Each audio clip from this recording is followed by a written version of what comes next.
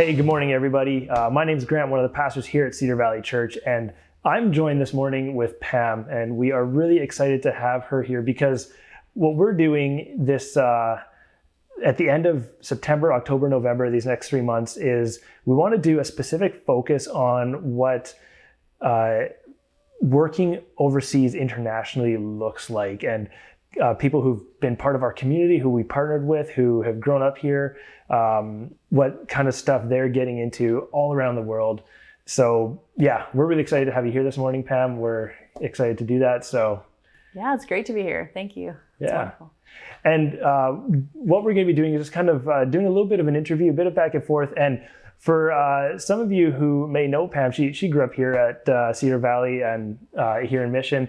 So some of you might know her really well. You're going to notice that we might be a little bit vague on some terms. We might have some stuff kind of omitted, and that is to protect Pam's safety, to protect her organization, just to continue functioning as best they can there.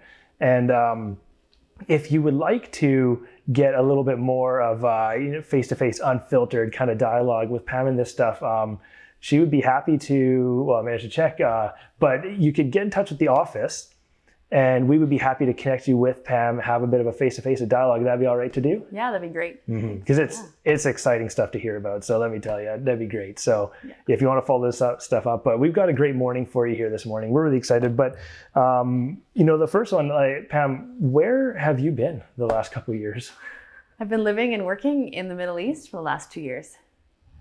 Yeah, so that's a pretty big lifestyle adjustment. I mean, especially if you've grown up here in Mission, I know like your first step is like to go across the river there and to Abbotsford, and you might venture out to the wild parts of the Okanagan for a vacation, or as far out east as like Ontario, but to spend a couple years overseas in the Middle East, like that's a powerful lifestyle change. What inspired you to kind of get into this kind of work?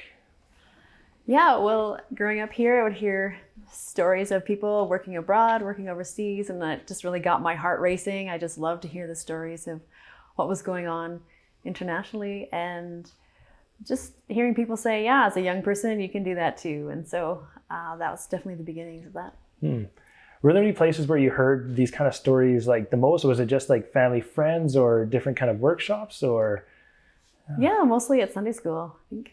Oh, right on. Yeah. So that kind of really makes me think like, a lot of times we might be really inspired or passionate to do some special kind of work, to do whatever kind of crazy callings. And, and in our own lives, we might think it's a little bit insignificant, but sharing those kind of stories, something like Sunday school teaching, or just with friends or family, those kind of things inspires people. And, that would just be a little encouragement is for all of you, if you have those kind of passions in your life, if you're inspired, if your heart is just set after something, like share that out loud, because you have no idea the kind of impact it could do. You could be sending people like Pam out all around the world, changing their lives, changing other people's lives too. So you get this morning here to inspire a lot of us. Thank you. What called you specifically to the Middle East?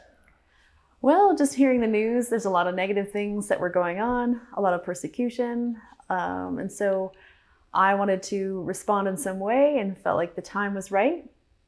Wanted to respond, just to speak belonging into people who've been persecuted or left out and oppressed. And I got some training to be able to do that. Cool. I've heard you use the word displaced before. And in talking about some of the stuff, like when there's persecution or, on the news, we hear the term refugee all the time, but the word displaced to me kind of explains almost a little bit more of what it's really like to be removed. Could you explain displaced a little bit more? Sure. It's people living in one country, and for reasons of oppression or persecution, they really have to leave where they've grown up because of their own safety. So they've had to live in another city, probably maybe even speak a little different language, but it's someone living in this, but this is happening in one country, and they just having to be forced to be moved. And like typically on stuff that's not any control of their own, right? Whether it's just their race or tradition or where they're living or politics and power at the time. And I mean, here sometimes we feel what seems like injustice when we lose some of our luxuries and comforts. And there it's when you're losing your basic human needs of safety and security, right? So that's wild. And that's hard work. And for a long-term commitments you're doing, how have you felt that you've been equipped to do this? Like, were you just born a world traveler? Do you have all these special skills, or, what kind of things do you feel equipped to do for this? Yeah, I think in the past when I've taken short-term teams, that's helped me get comfortable with traveling and figuring out things in a different country. And I've also been around some good teams, some good teammates, and I've had some training for this as well. Right. And I think a lot of reliance on the Father, that there's just stuff that my wife Leslie has a little saying that it seems so mundane, but we can do hard things, and especially when we're equipped well, or when we're empowered, when the Father helps us do hard things, because it seems simple, but we often try to stay in safety zones in our life so often. And typically being in safety, being in comfort, rarely we're going to grow, rarely we're going to do major impacts unless we step out and do hard things. And the wild reality is humans can do hard things. And so it's great seeing your really experience on this and story. So what's been going on in the last couple of years you've been there in the Middle East? What does a typical day look like for you? Yeah, well, I've committed to try and learn language, as people feel they're just amazed, like, wow, you're learning my language. So I'm really trying to do that. So studying on my own and with a teacher, and just being surrounded by people who are speaking the language to pick that up. And my team, we also host other teams. And so we have a guest house, so there's cleaning with that. And there's team meetings with other groups, and shopping for groceries, and making my own meals. Okay. What's one of your favorite meals to make? Different foods, different culture? I'm not the greatest at making their kind of food yet, but I'm trying. But my favorite food to eat is probably called tawa betinjan. It's fried eggplant. So it's eggplant with meatballs served over rice. It's great. Oh, I'm going to try that. That'll be, I think I might be able to do that. Meatballs, you can buy frozen, rice, fried. Yeah. Sweet. That sounds good, actually. You can. Should be pretty easy. Now, you've mentioned a specific heart for working with people, displaced people, kids and women especially too. What does that work kind of look like? Yeah, when you've gone through like a traumatic or a difficult experience, sometimes that can really affect like your sleep habits, your mood, but also your eating, and maybe your emotions as well. You might jump if a door slams, or really hypersensitive. And so I want to be able to be a safe person in a safe place, processing emotions and feelings with people who've gone through difficult situations. So women and kids. And so sometimes I've been able to have little small groups. Sometimes it's just one time. Sometimes I've been able to have a few sessions with some kids, and definitely following up with some of the ladies that are now my friends. So talking about emotions, because that's not really normal there, to be asked how you're doing and how are you feeling, and you're either like physically hurt or you're fine, right? You just keep going. Right. Oh man. Yeah. So talking about your emotions and feelings as a normal part of life, and telling them, maybe you have intense emotions and it's okay. This is all part of it, and we can talk about it and do some things to help bring healing in their life in that way. Cool. And I know you've mentioned this is like you have a lot of different tasks you're doing. So the trauma therapy is like a portion of what you're doing, right? And how do you feel with that? Like, are you seeing kind of growth happen in that, or what would you call like success or wins? Yeah, some of the ladies have been really grateful to have someone to listen to, or someone to ask like, how are you doing, or what have you gone through? So being a listening ear has been really the biggest thing. Yeah, it feels like a small thing because it's not full time at this moment, but I just really feel like the Father is saying, I want you to offer what you have, and it is a really big deal, and He can work big things out of small things, just like the loaves and fishes. It's a good story. Yeah, like so many times we're focused on what we're doing. It seems so insignificant, but we have no idea the impact it could be having, right? So, here this could be being watched by people all around the world, or whatever, being inspired and impassioned. So fantastic. Thanks. Now, back in March, we experienced here in Canada, a virus came and changed everything we're doing, and it was a global pandemic. So COVID-19, how has that affected where you're living with the work you were doing? Yeah, we weren't allowed to travel anywhere. No one could drive anywhere. You couldn't take a taxi anywhere. All the borders between provinces were shut. So we got to stay at home, but we were allowed to travel to get food, and that was all fine. It's a typical to greet other women with 4 kisses on the cheek, and so that's pretty much a no now. Yeah. Social distancing isn't really a thing there, but some people try to do that. Yeah. Well, we've all made our own concessions and adaptations, right? Like here, we're already fairly socially isolated, so we just put like 20 feet between us all. And there, if you're, in a culture where you're kissing each other, maybe that's like the next step for trying to tackle the virus. Mm-hmm. Man, did you have any kind of specific cool stories that happened in a more lockdown sort of culture or lockdown era there? Yeah, not being able to host therapy sessions or to visit friends, it just became more of a WhatsApp. How are you doing over there? I just wanted to share from the good book about the Good Shepherd to my friends. And then afterwards, when we were able to see each other again in person, a friend made a comment that, reading about the Good Shepherd really gave her peace. And so that was really beautiful. Oh, cool. Yeah. Yeah, it is actually, a positive of that, a bit more quietness in our lives, a little bit more time potentially, or even just a bit of what might be forced isolation, but you can really reflect and stew and things can wash over you and really change stuff internally at that point. So that's a cool story. And you know what, I know back in the winter, last time you shared with us, you talked about a specific project, a need for warm clothes and kerosene, and asked for some help about that just in the winter season. How did that go? Yeah, thank you guys for your donations. We helped 330 kids get a set of warm clothes for the winter time. And then we helped 32 families get about 100 liters of kerosene, which provides them with 2 months worth, where 2 months out of the winter they can heat their housing or their living space. Oh man, how cold does it get there in the winter? Well, it's the rainy season and you're in a brick building, so it's just really chilly and damp.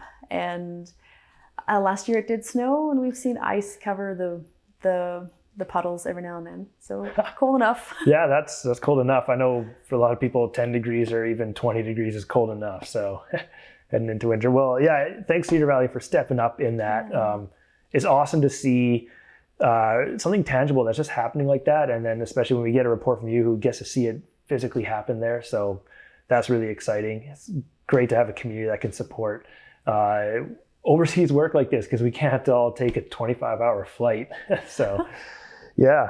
So you're here in Canada. We're glad that you're able to get here safely. What does this little break season look like for you? Yeah, I'm taking an extended season or extended 3 months to get just to be able to wind down a bit. So mentally, physically, spiritually, an extended rest period. So I'll be here through December and then fly back in January. That's good. It's so good to take rest, especially when you have an emotionally high committing kind of role that you're playing. And I know a lot of times we just think we can go and we'll get just divine energy. Will just, fulfill us with whatever. But the Father can't work with us when we're burned out and running on empty. So we're glad you're able to do that. Now, what can we do as Cedar Valley to help you while you're here and support you while you're taking this break time? Yeah, well, you guys have already been a huge support system and praying for me and coming around me during these last few years, and just to continue doing that. And I just really thank you for coming alongside the work I'm doing there with therapy and with helping kids stay warm in the winter. And this winter, we're actually doing some of the same things. We're going to try to give some kids, some refugee kids, special needs kids, some warm clothes, and then help as many families as we can with a little bit of kerosene for a few months to stay warm in the winter. Oh, cool. So the same project again. And, I know we're excited and happy to support with that. So what you can do if you want to be part of that is you can donate to this. You can give to Cedar Valley online, cedarvalley.ca. You can head over to the tab that says Give. You can make a note in there about the specific project they want to give it to, and on our end, we'll make sure that that gets to the right spot. Thank you so much. Yeah, no, that'll be great, and we can't wait to hear again how that just really supports and helps people meet their needs where they're at. While you're taking breaks here too, are you looking for just some time to isolate and head off into the wilderness, or what can we do like right here immediately to help you? Okay. Yeah, I do love being out in nature. That is refreshing, but I don't want to be alone through this as well. So it'd be wonderful to catch up with you, stay in touch, go for walks, and connect that way, because relationships, I need relationship as well. Right. Good. And so we have a few months to do that. Emotional, physical rest, but not relational rest. So that's going to be good. And then when you're heading back after winter, after the break, what's like a focus that we can be really in consideration of for the work you're doing over there? Something that we can, at Cedar Valley, pray about? Yeah, well, there's just, if you can remember the body that is there, we need each other. And just living in that part of the world is difficult for many reasons. And so just being the body and being a healthy body would be great. Excellent. So Pam, with your experience you've had spending a couple years over there, other travels you've had working overseas, what advice would you give us that we could apply to kind of our immediate surrounding here in Mission, like ways that we can reach the needs of our neighbors and get involved in our community here? Yeah, well, I know it's quite a diverse community, and so if you see someone that's maybe from a different country, you could ask them where they're from, how long they've been here, and what language they speak. Maybe even venturing to learn a few words in their language, like a greeting. That's always fun. I know that they would probably really take that to heart. And just even sharing, like, hey, during the lockdown, I struggled with this.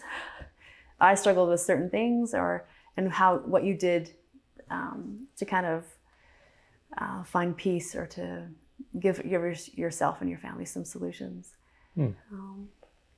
Yeah, I mean, because I think you mentioned it's a different culture, even with the COVID stuff. There you have a culture that's so physically close or emotionally close, and here we're not.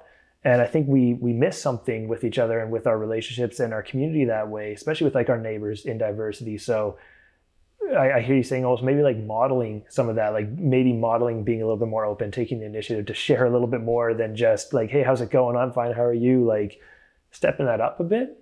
Yeah, that'd be probably a really good way to amp up our community involvement here as a church.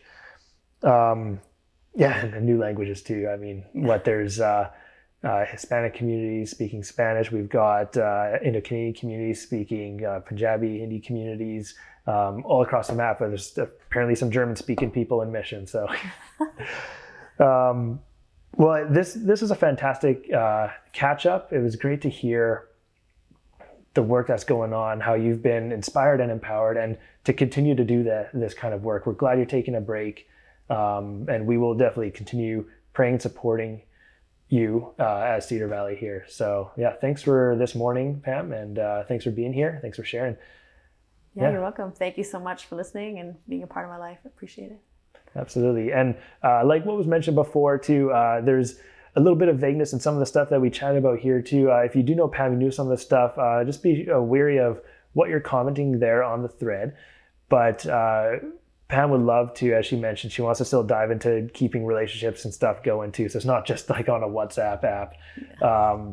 But get in touch with the office here. We will pass that along, get you in touch with Pam. She'd love to meet and chat, hear a little bit about what's going on unfiltered. So face to face, that'd be really exciting.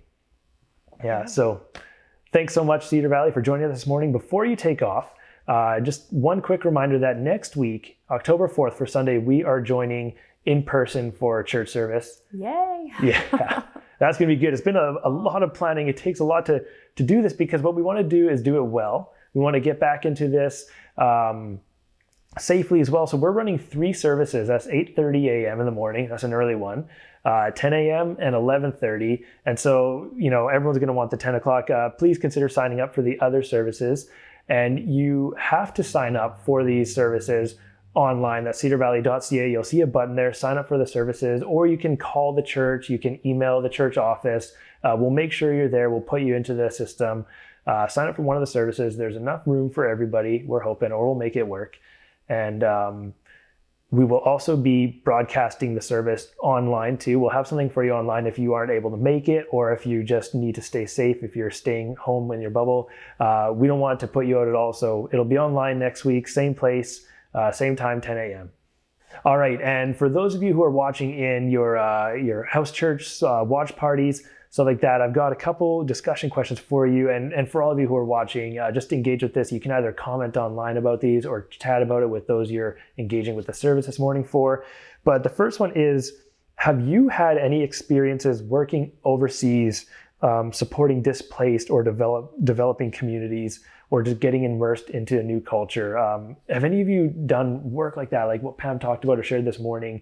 Or do you know somebody really close? Share those kind of stories, inspire each other with that, reflect on what you learned or gained from that.